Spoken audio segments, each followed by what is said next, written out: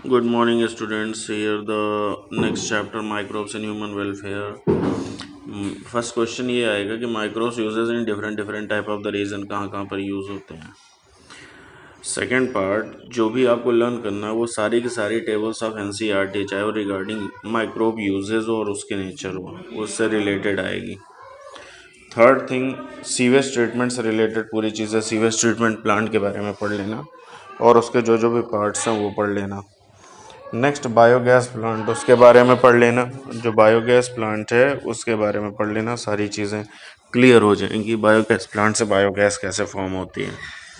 और थर्ड उसके बाद लास्ट वन है जो बायो कंट्रोल एजेंट है। बायो कंट्रोल एजेंट्स कौन कौन से होते हैं वो सारे के सारे जो ट्रीटमेंट में यूज़ होते हैं इनको पढ़ लेना। ये 5 चीज़ें हैं जो बहुत इंपॉर्टेंट हैं in microbes in human welfare.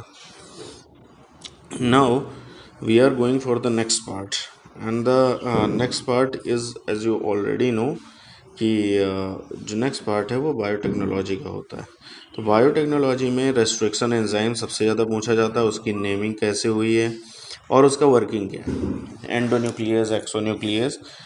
Then gel electrophoresis technique किसे कहते हैं, पीसीआर चेन रिएक्शन उससे कैसे रिलेटेड है, ये मोस्ट इम्पॉर्टेंट। जेल इलेक्ट्रोफोरेसिस तो पक्का आप पढ़ लेना और इसके बारे में पहले भी बताया है। PBR 322 का डायग्राम और उसकी पूरी लेवलिंग सारी चीज़ें पढ़ लेना।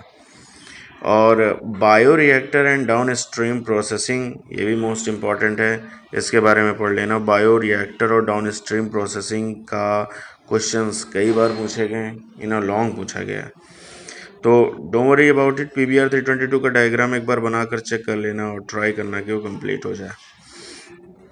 प्रिंसिपल एंड प्रोसेस में के बाद एप्लीकेशन जो इसकी आती हैं वो मोस्ट इम्पॉर्टेंट है। तो एप्लीकेशन में आपसे मैक्सिमम टाइप पूछा जाएगा कि बीटी क्रॉप्स में स्पेशली बीटी कॉटन, उसमें बीटी कॉटन में cry 1AB, cry 2AB like this, तो क्राई प्रोटीन्स के बारे में। इसके अलावा RNA इंटरफेरेंस, RNAi टेक्निक्स क्या होती है ये बताना है, इसके एग्जाम्पल जरूर पढ़ लेना। ह्यूमन इंसुलिन का डायग्राम भी पूछा जाएगा जिसमें चेन्स होती हैं ABC।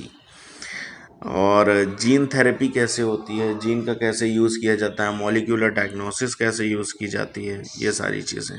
हाँ, बायोपायरेसी और सोमाक्लोनल एंटीबॉडीज़ जो होती हैं इसके क्या रिलेटेड पार्ट्स हैं इनके बारे में पढ़ लेना। बायोपायरेसी तो ज़रूर पढ़ लेना, जिसमें आपका मोस्टली बासमती राइस के बारे में पूछा जाता है।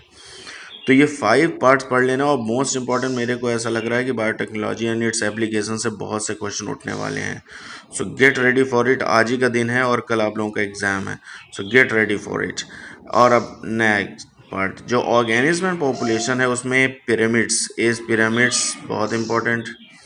ग्रोथ मॉडल्स मोस्ट इम्पॉर्टेंट है, ग्रोथ मॉडल्स कौन कौन से हैं, पॉपुलेशन इंटरैक्शन कौन कौन से हैं ये, और ब्लड पैरासिटिज्म के बारे में ज़रूर पढ़ लेना। और द नेक्स्ट पार्ट है इकोसिस्टम का। इकोसिस्टम में आप प्रोडक्टिविटी और डिकम्पोजिशन के बारे में पढ़ना, पिरामिड्स के बारे में पढ़ना, फूड चेन के बारे में पढ़ना। पिरामिड्स और फूड चेन बहुत इंपॉर्टेंट रहेगा आपके लिए, प्रोडक्टिविटी और डिकम्पोजिशन भी इंपॉर्टेंट रहेगा आपके लिए। मेरी मानिए जितने पार्ट्स मैंने बताए हैं सिर्फ इतने पार्ट्स आप तैयार करो और ये सारे के सारे पार्ट्स आपके लिए मोस्ट इम्पॉर्टेंट हैं। साथ में इससे रिलेटेड जो भी कॉम्पिटेंसी बेस्ड क्वेश्चंस होते हैं 40% आने हैं, वो 100% आप तैयार करो। And the next part is biodiversity and it's conservation. Species area relationship का ग्राफ तैयार करना। स्पीसीज एरिया रिलेशनशिप में लॉग जरूर पूछा जाता है। What is the reason of the loss of biodiversity, most important, पढ़ के रखना।